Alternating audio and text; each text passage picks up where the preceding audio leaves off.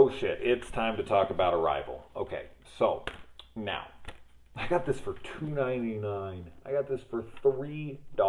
You want to talk about a steal? $3 on Blu-ray. Jesus Christ. This movie. Wow.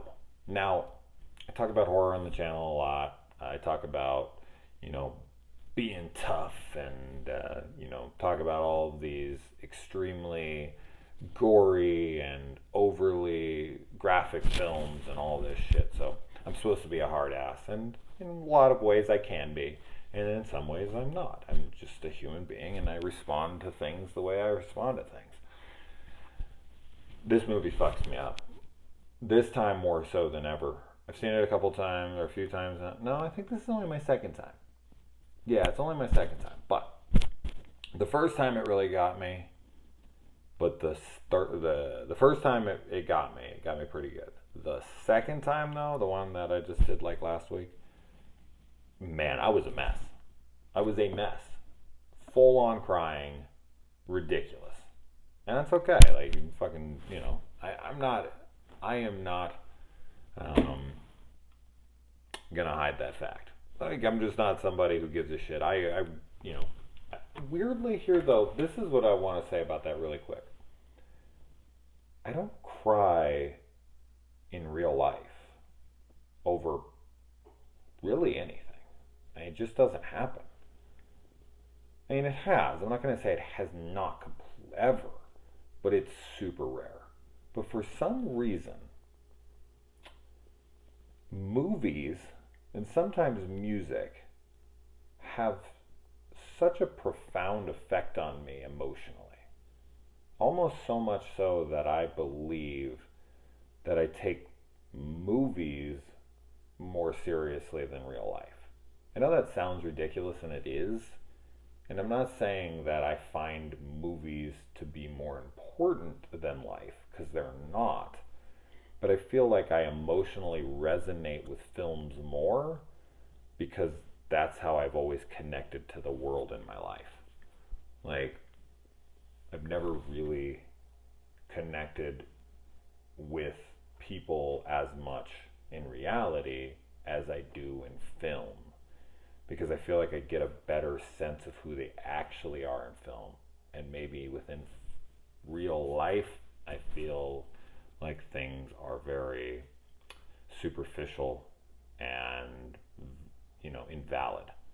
So I don't know what it is, but for some reason, I don't know if any of you guys feel that way. And maybe I'm not alone. Of course, there's always going to be someone out there like you, but I don't know if this is speaking to any of you. But yeah, for some reason, I do emotionally connect much more with film and, as I said, sometimes music. But yeah, I was like a fucking total mess. Like, by the end of this movie, I was just in tears.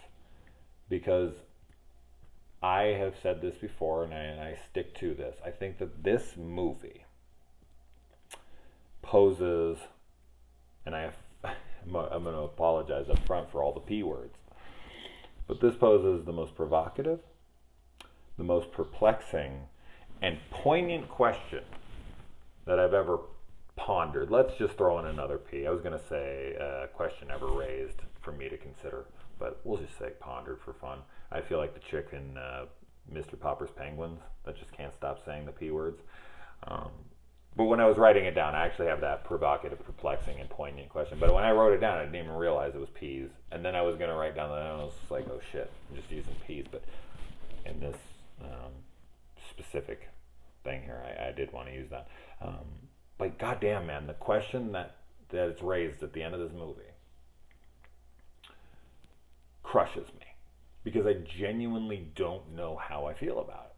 And honestly, like, the rest of the movie is great, and I really am completely engaged, and I think this is extremely smart, intelligent science fiction. This is like highbrow freaking, sci-fi. And this isn't going to be for everyone. And I think that this is his most successful film financially. Now, what the audience reaction is to this, like just the every average day person, I think I said that backwards. The average everyday person. There, I think that, yeah, But what they thought of it, I don't know. IMDb isn't exactly indicative of just the general consensus, in my opinion. Like, I feel like a lot of the times that can just be indicative of more film auteurs and buffs too. When it comes to films like this, like a Denis Villeneuve or like a Christopher Nolan, or, you know, because of their fanboys and because they're the ones that are really going to flood the votes. But so I don't know. Other films, I feel like it is a general consensus, but for films like this, I feel like those are skewed a little bit. So it's a highly rated movie, but I don't know. I just feel like a movie like this wouldn't land with a general audience as well. Because the film you really kind of gotta get to enjoy, in my opinion. Because the film is kind of slow, and it doesn't have this huge reveal that's like spoon-fed to you. Like, you really gotta kind of go, fuck, like the weight of it. And I feel like that's like, this film really sets up that ending, and if that ending doesn't connect for you, and this is true of course of a lot of films, but for some reason with this one, it's so reliant on the impact of the ending. It's like a twist ending. I mean, it is a twist ending. You know, the beginning of the movie is the end of the movie, and we find out that that their language is connects your brain to time travel. Like, you're able to think and see into the future. So it's essentially your brain is like rewired to be able to see the future. Which, of course, I mean, you could go down that rabbit hole and find holes within that. You know, anytime you're dealing with time travel in movies, you're always going to be able to poke holes in it. Time travel is an impossibility when it comes to variables and all the different degrees of the ways things could go and how they this and that. Like, your brain could go nuts. And trust me, I went down that rabbit hole for a few minutes after this movie, like, okay, but if that's so, then, and I started kind of going, but I feel like for the most part, I was satisfied with the answers I was coming up with.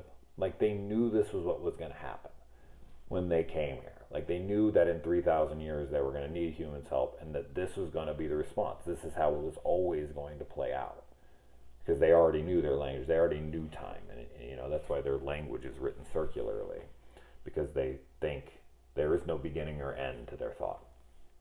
Like, they think on all sides of things at all times. So they knew this was going to happen. They knew that this ship was going to get attacked. They knew that that one was going to die. Now, of course, that begs the question, like, if they knew that was going to happen, why did they let it happen? Why did they let that guy even get a bomb up there? But do they have any choice? And that, I guess, is the biggest question here that this movie leaves me with at the end. Do they have choice? Is their choice? Because what they're showing them is, or well, what they are showing themselves, I guess, once she starts to develop the language and see it for what it is. Does she have choice? Can she deny? Is this a choice in the end? So that's a question. That being said, let's assume for a moment she does have a choice, which that is where that provocative, perplexing, and poignant question comes. Would you have a child knowing it was going to die, but you already see the future and know that kid's life? This is the question. Like, as I said, I was like crying in the film because I was sitting there and I was thinking about that. Like, would I want my daughters to exist knowing that they were going to die young, tragically? Would I not want, because people could be like, well, you already know what it's going to be like. So you kind of already got to get that in your mind, seeing the future. But that's where the choice comes into play. Like, that's not the future. She's seeing the future, so that is the future. So she doesn't have choice. But maybe she made a different decision, then that would alter how she would see time. I don't know. So that's what I'm saying. We can't focus too much on choice, but we can focus on the idea that would that be enough, knowing the future and having that connection to your daughter and being like, well, I already got that connection. I saw the future. I keep trying to get away from choice because I could go back there so many times every time I say something. But I want to stick to the point of, whether or not she does this. For me, you can't recreate it through memory. You just can't.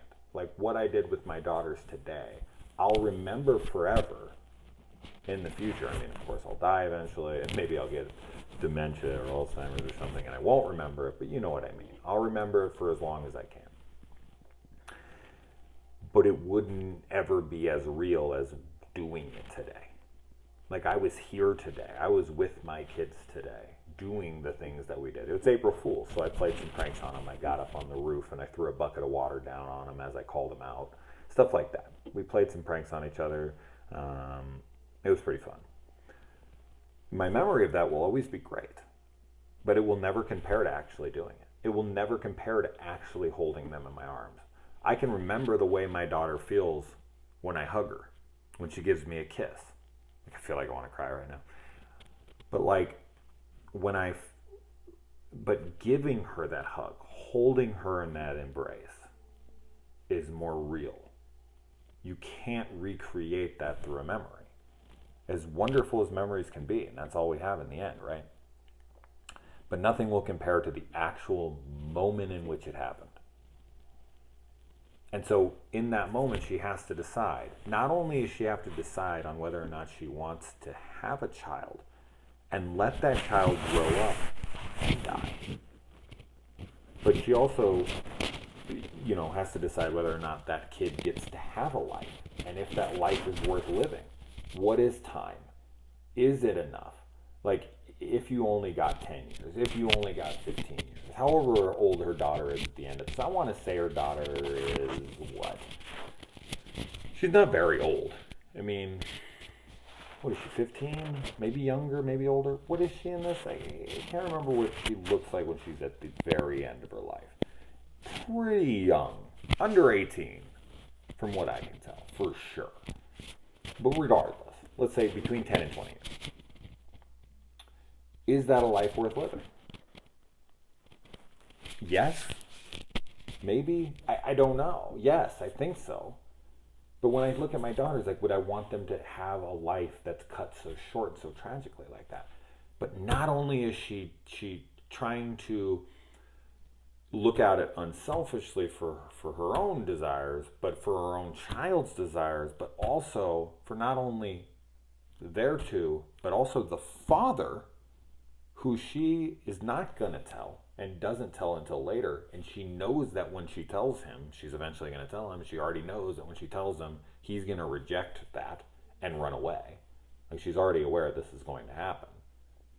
And she has to make that decision, like, in order for her daughter to exist and for her to get that love and for her daughter to have life, she has to lie to this guy and then tell him that his daughter's going to die and that she knew that ahead of time and she did it anyways, and she has to deal with the anger that he has towards her for the rest of her life. And her daughter also has to deal with the fact that her dad isn't really around anymore, and she doesn't really understand why, because she can't really tell her for obvious reasons. But also everybody who else comes into contact with her. I mean, her friends and her, anybody else, her grandparents, whoever. You're making the decision for them too, that they're going to get attached to somebody who's going to die so young. But is the life, what choice would you make? If I knew my daughters were going to die at 15 years old, tragically, of an incurable disease, there's nothing you can do about it. She's born with it. Now, of course, I was thinking, is it because they went on that alien spacecraft? Did it somehow warp her cells? Did it warp her eggs or his sperm? Or did her daughter have this rare genetic disorder, whatever it was, because of her interactions with an alien being? That fucked me up when I started thinking about that. I was like, oh damn, that's fucked up. That all being said, I really honestly don't have anything. There's plenty of other things in the movie I love. I mean, this movie reminds me of Annihilation a little bit, which is another fantastic film that poses a lot of interesting questions for me, and I talk about that in full spoiler discussion on here. All the stuff on the news in the opening sounds very familiar at the times that we live in right now. So there's plenty of things I would like to talk about, but I think that this is the most important thing. This is the most important discussion topic, so I'm going to spend all of my time talking about it. I don't have an answer. I don't. I think it's hard to say yes. It's hard to say, well, yes, absolutely. Has my fucking mic fallen off? Oh my god. So my mic has been down in my lap? Oh my god. Well, we're going to have to check the audio on this shit. So my mic broke.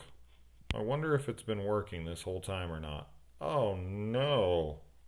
Fuck me. That's going to suck. I couldn't even get this damn fucking thing off my shirt. Well, there you go. That's shitty. I wonder how long that's been broken. Technical difficulties. One takes. You want to know something funny?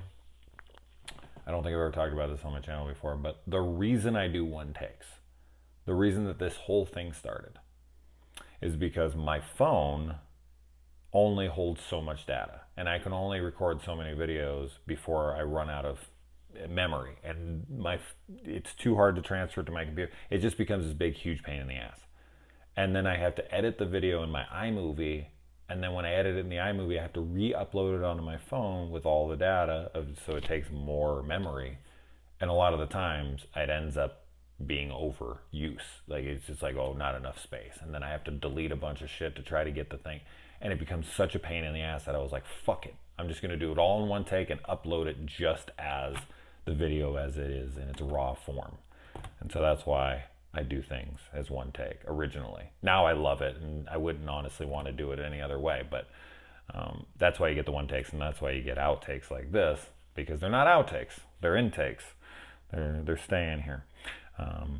So yeah, hopefully this video takes. Hopefully I didn't just fucking lose Prisoners and Arrival, because I don't know how long it's been in my life. Okay, we're talking about this too damn long. The answer in the end is I don't know. I don't know what the answer is. I don't know if I could deal with knowing my daughters were going to die so young, so tragically. But at the same time, could I ever forgive myself for not letting them exist, for not putting their special stamp on things? I know everybody thinks their kids are special, and trust me, I get it. I truly, truly get it. That all being said, I don't give a shit. I love my daughter's existence on this planet, and I do think they make it better by being here. And I wouldn't want to rob the world of that. But also at the same time, I wouldn't want to bring upon such tragedy on people. But is their life truly a tragedy in the end? Or do we remember them more as the beautiful little souls that they were? It's very difficult to talk about this because, of course, through the entire thing, I have to ponder my child's death at a young age. So it's not a great thing to think about. But that all being said, that's where this movie puts your mind. And that's why at the end, when she makes that choice, if it's a choice, it's so fucking complicated. It's got to be the most horrible question I think I've ever seen asked of a character. So yeah, I don't know. What would you guys do? For those of you who have kids, or those of you who have, I don't know. It's hard to say anything else because I don't feel like you love anything like your kids. It's the only time you feel true selfless love. You don't get anything from your kids. You get something from everyone else in your life, whether it's your partner or your parents or your friends or whoever.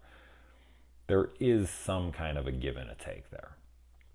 With your kids, especially for those first X amount of years, you get nothing out from them. Like, it's completely selfless. You raise them to give them life, to give them shelter, to give them all of your money, all of your time, they don't give you anything. Of course, you get something from them, love and whatnot, but you're not really getting anything from them. Not really. So it is a selfless love, so it's very hard to compare. That all being said, as much as I've pondered this question, I don't have an answer. I truly don't. If I had to say right this second, I would, oh God, that's so hard. I would say I would want them to exist, yes. But man, just knowing every single day, although I guess, I don't know, you definitely, you would appreciate every day more, knowing every day is coming up to it. But anybody could die at any moment, but she knows for sure, 100% for sure, when it's going to happen, how it's going to happen. Poof. It's such a, I actually got to take a break after this video. I can't do another video after this. I'm just like mentally like, fuck. So anyways, hopefully this take took and I get to upload it. We'll see.